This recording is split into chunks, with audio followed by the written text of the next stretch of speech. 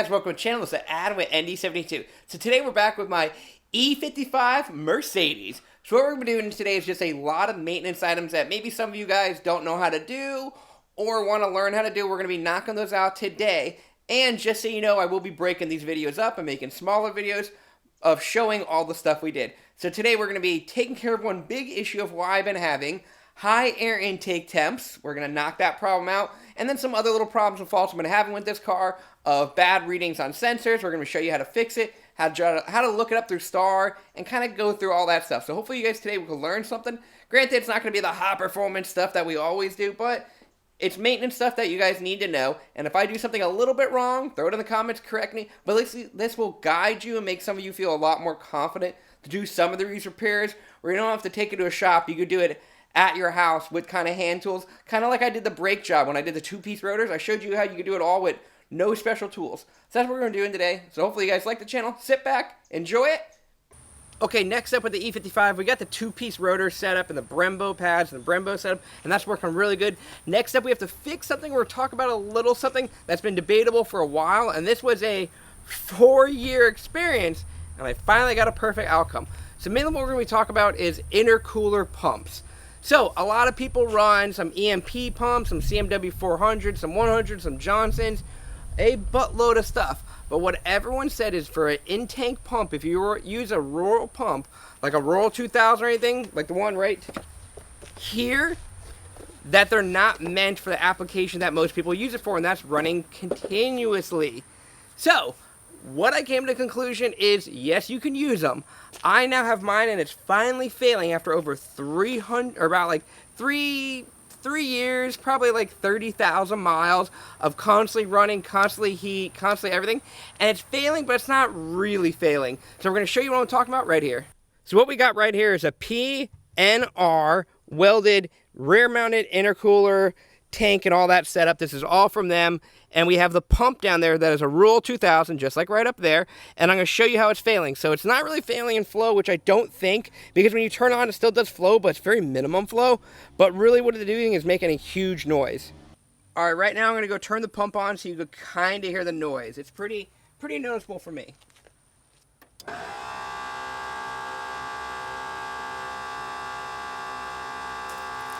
You hear the loud squealing? Like, it still has some flow.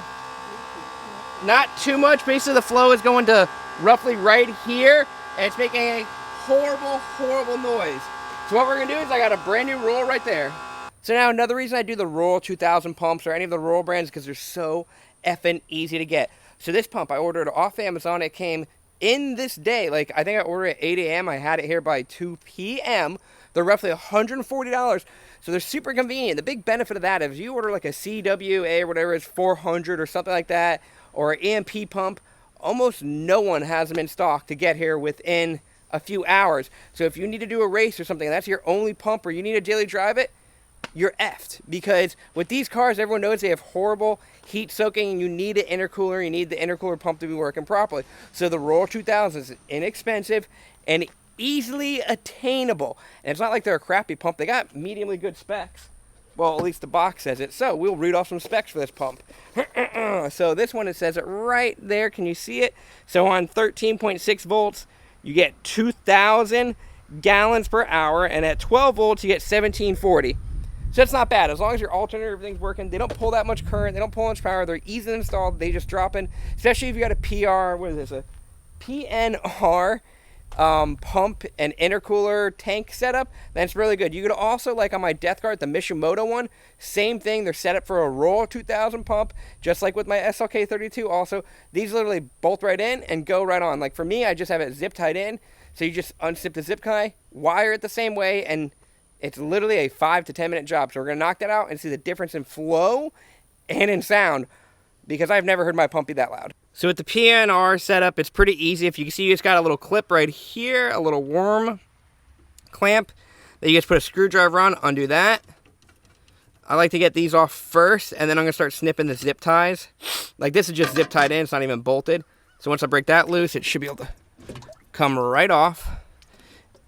Take that out, put it over there, and then cut these zip ties down there.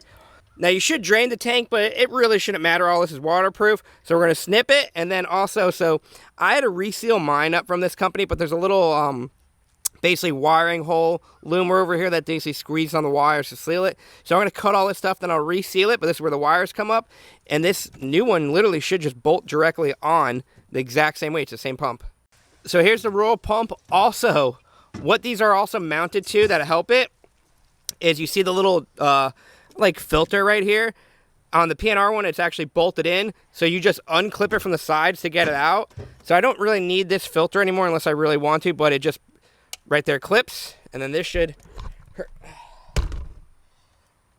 clip one, original clip two, comes right out now. So you could also kind of see, like, just over years, like, everything faded away, all the writing and all that stuff. The pump kind of also faded to yellow or orangish, when the new one is actually, like, white. This one you can see just all different colors, and it's not really making any weird noise except up here, like, I don't know if you can hear it. Nah, you can't really. There's no rattling, no nothing. It definitely feels heavier, like there's got to be some sort of just poop and crap or something in there, but that's kind of the inside of the pump. It's pretty, like, straightforward, sucks in from here and shoots up there. So now we're going to snip these wires up here, rewire it, and be done. All right, so we got the new one in, and it is way quieter, and I think it's flowing a little bit more. It's now shooting to, like, right here. So this one might be pooping out, or might have been pooping out with all that time, but so much nicer. So I'm going to button it up a little bit, kind of like put my wires away, because the new one came with like 4 or 5 feet of wire, so I just like simplified everything, and I'm so much happier because now I can run this a lot farther back with no more little butt connectors. So we're going to button this bad girl up, and yeah, I wonder if my air intake temps are going to drop a lot more, because now I got a lot more flow from just a newer pump. So to kind of sum up that teeny little job, for under 150 bucks and you get it in a few hours, Royal 2000 pumps are the way to go. So mine lasted roughly 3 years. I'm over in the car, roughly 30,000 miles on this car of a lot of racing, a lot of Florida heat, constant running, about like an hour to work, 30 minutes back and forth. And it held up 3 years, and I started noticing an issue. So I would say 2 years is good on those pumps, which is pretty good in my opinion. So let's move on to the next thing. All right, next up on the E55 is another more or less maintenance item. So like I said, this car is 140,000 miles. I beat the living poop out of it, and some bushings do go bad. So what we got over here is a transmission mount. So these are relatively inexpensive. They have upgraded ones, but on most of my cars, these don't fail as much as like motor mounts do. So I don't really see the need to really go with the upgraded one. I did on my SLK 32, and you definitely feel a little bit of a difference, of a little bit more stiffness. And when I'm actually at the track, I was watching it at one point with a camera down there, it doesn't flex as nearly as much as these. But for most people, you're not really going to need that setup. And the benefit of these are, once again, they're on Amazon. You go to your local auto parts store. They're easily available. But they don't fail that often. So if you really want, just go buy one from FCP Euro. Buy a good quality one. It doesn't matter either way, because even the cheaper ones, they don't break that much. You just get a little bit more flex. So if you can see right here how they kind of flex. See how it kind of moves? If you get like a solid one, like from, I think it's called Steel Creations. I have that in my SLK. It is literally a solid mount. It will not move at all. I mean, let me take that back. It's not a fully solid mount. It does have material inside that allows it to flex, but flex is not nearly as much as this. So I'll help prevent the engine and everything from twisting. But I have a sneaky suspicion that mine is bad on this one, which is the factory style, 140,000 miles. So we're going to throw this one in here, because I literally just had this part laying around, and it's free and brand new. So I'm going to show you how to do it. This job is pretty easy to do. Once again, these are jobs you could do in your driveway. We're going to do all driveway tools. The only really difference is you guys are going to be using a bottle jack and or some sort of jacking apparatus to hold the transmission, where I have a lift, so I'm going to be using something a little bit different, but still the general idea. So if some of you don't know, this is where the transmission mount is. It's going to be the part right here. So here's your transmission. And then you just go right back, and there your mount is. It's pretty easy to see. It's not the biggest thing to really, get a lot of rigmarole out of the way. So what you're going to need is you're going to need a gun or some hand tools with a 16 millimeter. All your bolts are 16, 16, 16, 16. But what you have to do first is basically secure the transmission. So you either want a bottle jack with a piece of wood or just something to hold it, because the transmission and everything should be able to move once you get this out of here. Okay, to start, like I said, I kind of have the transmission jacked up with a little bit of pressure on there. And then I'm going to take my gun, which is a 16. You can do this whatever you want. And you're going to whiz out these bolts right over here. And then you're going to have 3 over here. And then you got 3 on the other side. It's not that many bolts. And then you'll be able to maneuver this mount a lot more. Whoa, that one was kind of loose.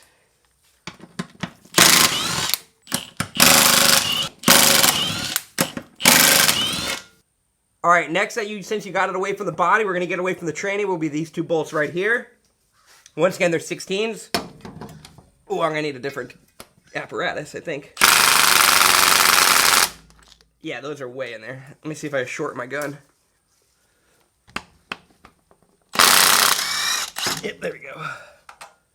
All right, this one we had to use the wrench, the ratchet to get it off, because this one was really on there. I don't know why, but it just was, so. Support this, it should all come down now. Okay.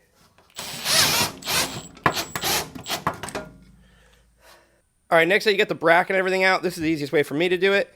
Now you're going to do these bolts are the 13s. Just please make sure that you remember which way this goes, because as you can see, it kind of goes on like 2 different angles. So make sure you got these facing the right way when you go in there. It should be pretty straightforward. 13, 13, put the other one right back on.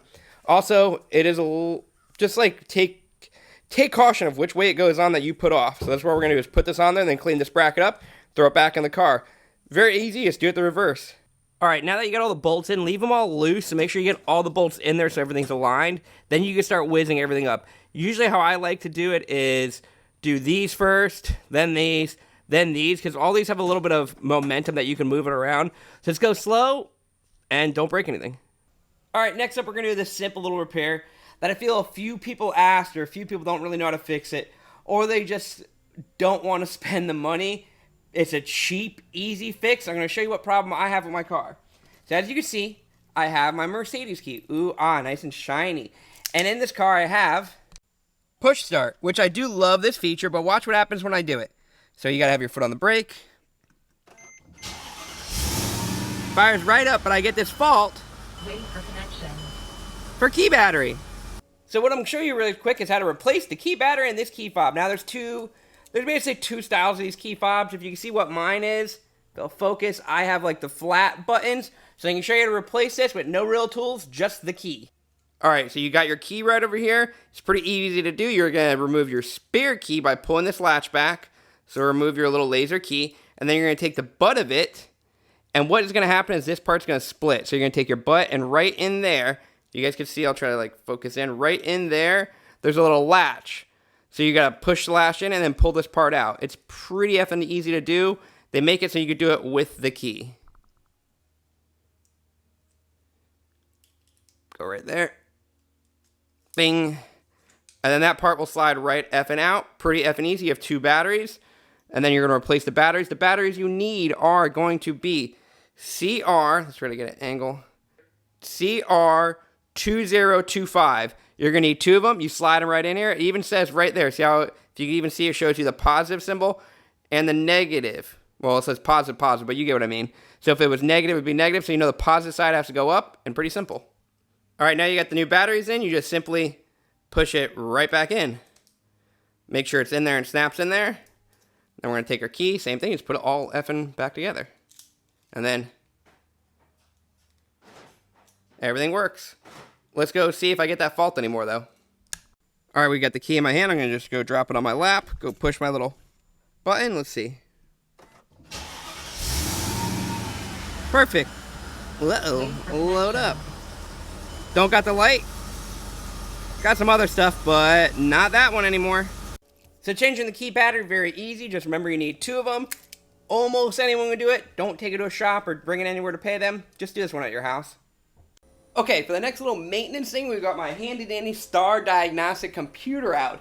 Because we've been having a little bit issues with the car. First of all, the fan for the oil cooler is always on. We kind of go a little bit voltage because of that. And the car's just acting a little bit funny. And I have a check engine light on. So, I pulled out my handy dandy computer. We're going to go over how I'm trying to figure out what's broken with it. Because I'm 99% sure I know what it is. We have the part already, so we're going to be installing the part. But let me go through actually like what's broken with the car. and show you kind of how to use the star system. All right, so we got the car in position 2. We got our little multiplexer thingy, and then we got our laptop out. All right, let's make sure you guys can see this. All right, so as you see, we have like focus. We have a few codes here. Most of these I'm not really going to care about because one time I did fill up my tank when I was when it was actually running. This one I'm kind of worried about, but not really for today. That'd be fuel injector cylinder 2, electrical fault. That I want to look into. Eventually, most of this is other stuff like not really too worried about, but this one is the one I'm actually worried about today. This is, as you can see, the oil sensor level, temperature, and quality. So we're getting some weird faults for this. So what we're going to be doing today is actually going into live data and see. As you see, this car is more or less just cold. So we're going to see what the live data for this oil is actually showing. So what we're going to start with just going backwards. We should go to actual values. It's doing some stuff. Boop, boop, boop. It really shouldn't matter which one we pick because all I want to do is see oil temperature and oil data. So right now we have, do we have temperature? Yeah, oil level temperature. Look right there. Right there. 419 degrees it's saying. The car's not running. The car is cold. The car is nothing. There's no way I have 419 degrees of oil temperature. So if you look right over here, these are the values it should be to be safe. So that means it should be less than 176. We're reading 419. So either I have a huge effing problem, or it's what I think. This is also a cool little feature because you can actually see what everything is supposed to be running and not running, and these are specs that tell you that, once again, it should be. So my oil quality, from what they're saying, is a 2.2, which is still in range, just a little bit low. But with this fix, we're going to be changing the oil anyways. So we'll see what all these numbers actually change from. But now I'm going to fire up the car, and we're going to see if anything goes different. All right, so get in here.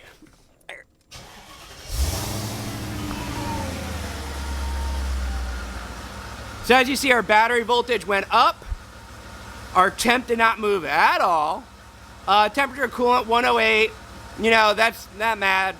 That's still, we just like fired up the car. So a few of these will start going down. But yeah, clearly I have oil problems. All right, so also what we did is we reset all the codes and cleared them out. And as you can see, literally right when we fire it back up, that fault, what angle am I even looking at you with? That fault comes back up immediately. So that's a good and a bad thing. So why that's a good thing is, it's going to help us to know if we actually fix this problem. So right when we throw the new part in, if we fire up, because this literally was one key cycle of firing up, and the fault came right back. So we'll know pretty quickly if the part that I got will fix it, because I'm pretty sure this is what's going to fix it. That's what we got right over here. Bam! Some genuine Mercedes parts from FCP Euro. So what we got over here, the part number is, right? Can you see? There you go, focus. So this should be the oil level and temperature, the whole shebang sensor that goes in the oil pan. This is what, from my understanding, should control it. So it looks like this. This should be relatively pretty easy to put in there, but we're going to have to drain the oil. So we're going to have to get fresh new oil. Not that big of a deal, but we're going to throw this bad girl in. This should be a simple effing job. Should be just 3 bolts, go in and go out. We're going to see, hopefully nothing else is broken or anything else crazy we see. And then we'll redo the codes and make sure we're not reading 419 degrees because there's no way it is. So we're going to fire up the car, let it kind of get warmed up a little bit just so the oil comes out a lot more thinner, and we'll start knocking this bad girl out. All right, right here is the sensor and the plug. So it wasn't loose or nothing really weird, but we're going to have 3 bolts over here. But first, we got to drain our oil. So I got my 13 on there. We're going to crack this bad boy loose and drain as much of this oil out of this part of the pan and the front as we could. We'll see what kind of, should have pretty good quality of oil, but let's go. Try to make sure I got my bucket good. This might be a little warm. I did run the car a little bit, but not bad.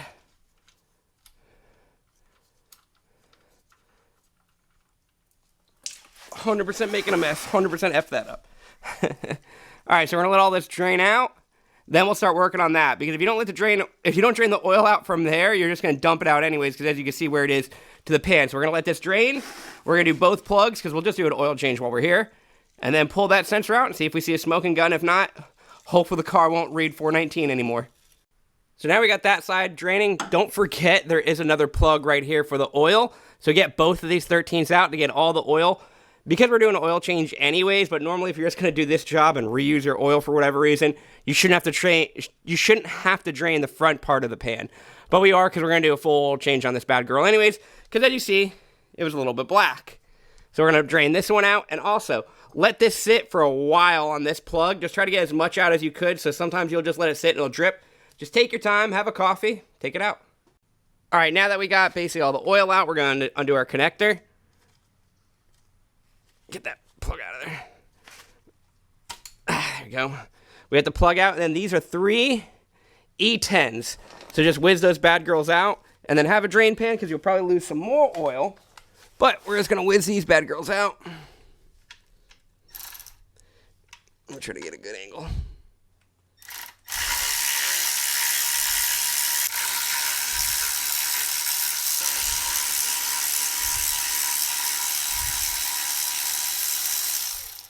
So this does have an O-ring, so it should be kind of stuck in there like it is. And then we're just going to try to pull this bad girl down. Oh, yeah, we just broke something. Oh, yeah. That's not good. Can you see what just came out with it? Right here. You're missing an effing piece of it. The piece fell right out. So this must have been dangling around in the pan or just about to crack or something. So we'll kind of poke our head up in there, but I don't think I'll see anything. Really. I don't think there's any. It should have been just like stuck in that cavity. Yeah, I think we're pretty good in there. So that looks like a pretty good smoking gun to me. I'm going to move my finger around in here a little bit to see if I see any more debris. But yeah, this sensor, I don't think I ripped it or pulled it out really that aggressively. I just kind of tugged at it and this whole piece broke. So I'm thinking this piece was already broken or something in there, and then it just came out. That might have been why we're getting the weird readings, but we have a factory Mercedes one, and this is a factory Mercedes one. This one lasted 142,000 miles. So to throw the new one in, same thing, but pre-lube it up, the seal, pop it in, reverse order, bolt everything in, and then we're going to test it. All right, we got the new sensor plugged in. We made a little bit mess on the floor. So we're going to lower the car. I'm not going to add oil yet. I just want to see something. So we're going to lower the car. So that sensor should now be reading straight up atmosphere. If it's still reading 419, we might have a different issue. But we're going to drop the car down and see what it's actually reading. I'm not firing up the car. Just want to see what it reads with 0 oil. It should read ambient, but let's see just in case. All right, we got the car in position 2, or key in position 2. No oil in the car. Sensor, everything plugged in. We're going to see if this bad girl is reading now. Okay, select. Boop, boop, boop, boop, boop, boop, boop, boop, boop. Oh, focus, bad girl. All right, just actual values.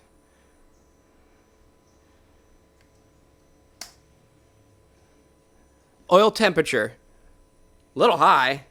Maybe it's just because it's hot in there, but now we're reading 97. That is way, way different.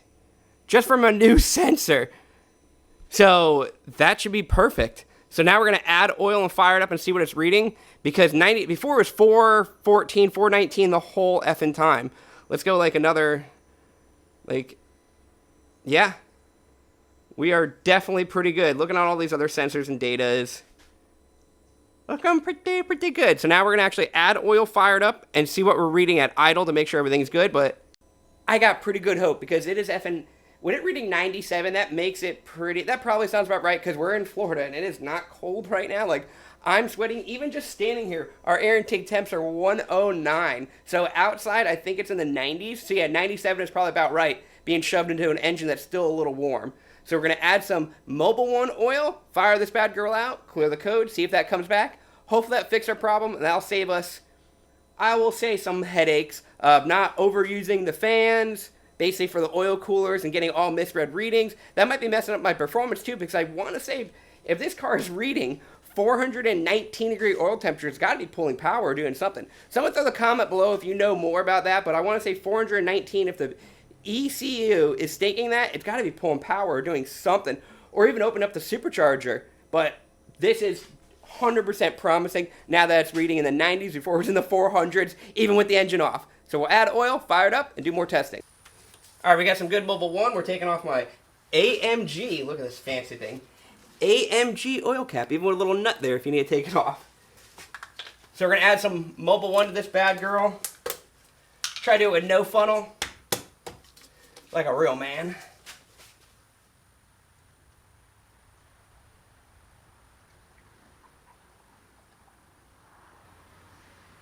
Oh yeah. We spilt a little bit, but not bad. Look at no look pour. Well, maybe that wasn't the smartest. So we're going to add the oil to this bad girl, then fire it up. I'm going to put 8.5 in here, and then we'll check it, but that should be good enough oil for this. And now she gets a fresh oil change, which that never really hurts. And that's a lot better than me recycling that effing oil. But then we'll fire it up, and we'll make sure we got no faults, because that fault should come back immediately. And look at our temps. And then maybe we'll go for a nice little drive and watch it on the laptop. All right, we got all of our oil in there. It's looking pretty good. I definitely got to clean up my VTech top mount intercoolers, but they're still looking pretty effing good. So now that we got all the oil, we're going to go back to the laptop, check that bad girl out with it running this time, and see what temps we get. Because last time, like I said, it was 419 all the effing times. Let's see now. All right, let me see if I can lean in. Oh, bollocks. Where's the key? Down there. We have to go the other side. All right, got the key. Put that bad girl in there. Come on, bad girl, get in. All right.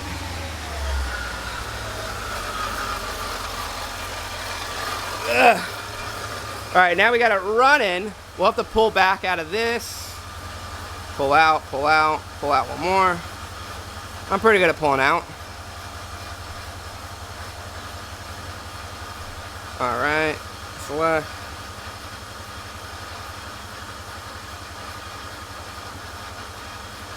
We'll have to erase the false, but I want an actual value. Test item engine at idle. Look at that bad girl. Look at that. 91, not 419. All right. For whatever reason, oil quality is still at 2.2, even though it's brand new oil. So I don't know how accurate that one really is. Oil level 53, well within. Not bad at all. Look at that bad girl. 91, that's what we're supposed to be seeing.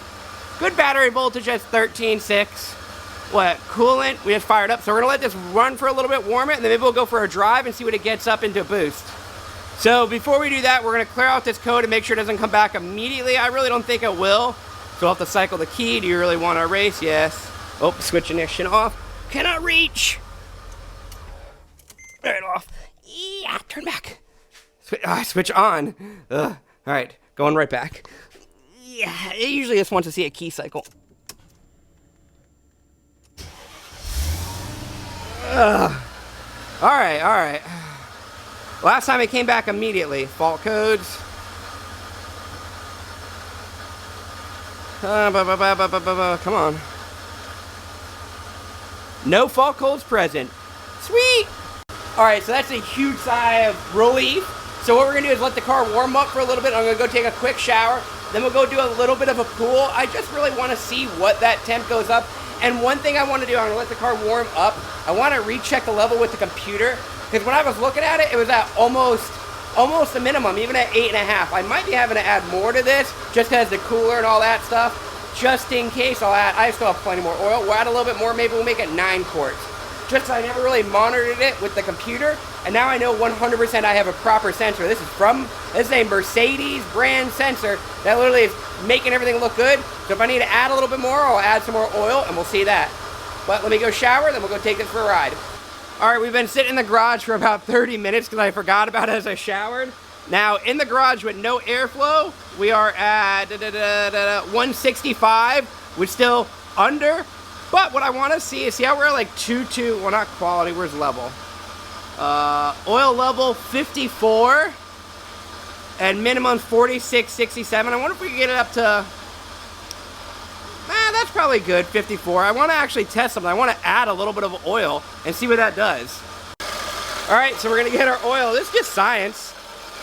We'll add maybe like a half a quart.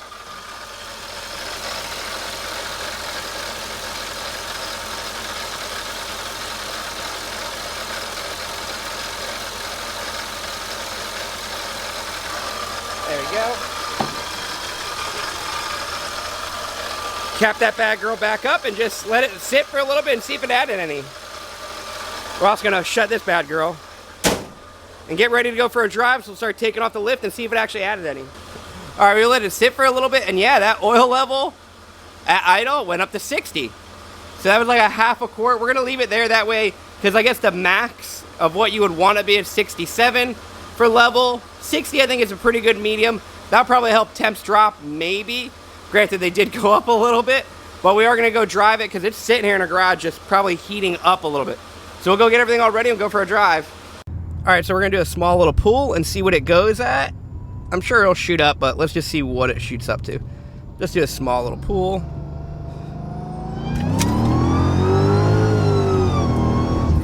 All right, that went up to 185.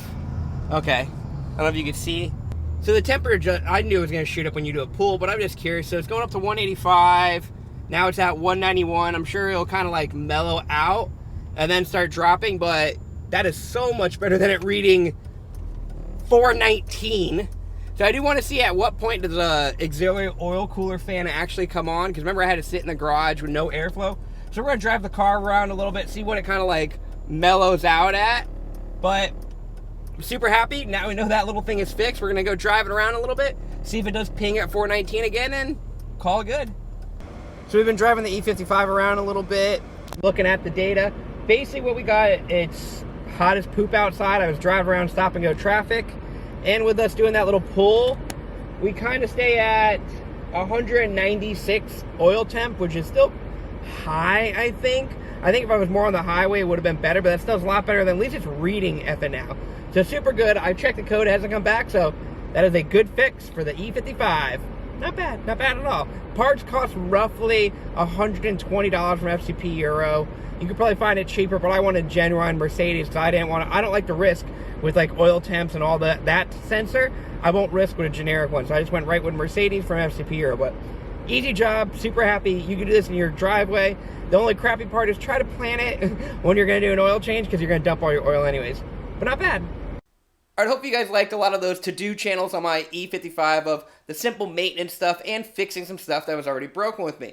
So I'm hoping you guys liked it. Hopefully you learned something. I mean, throw me a comment down. Tell me if you like these type of videos, or you rather me just go back to doing digs in Mexico, high performance top mounts, supercharger pulleys, boost, turbos, all that stuff.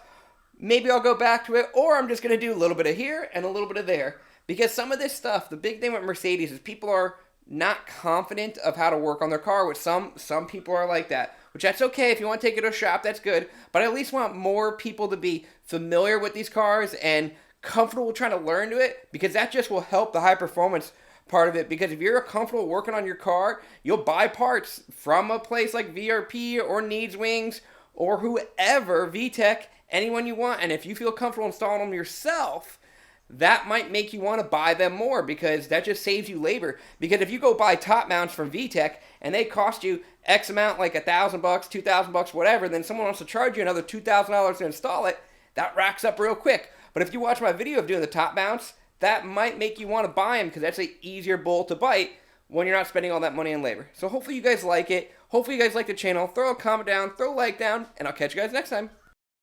Sit. Good boy. Paw, lady. Sit. Paw. Good girl. Take the cookie. You got. Oh, you take the cookie.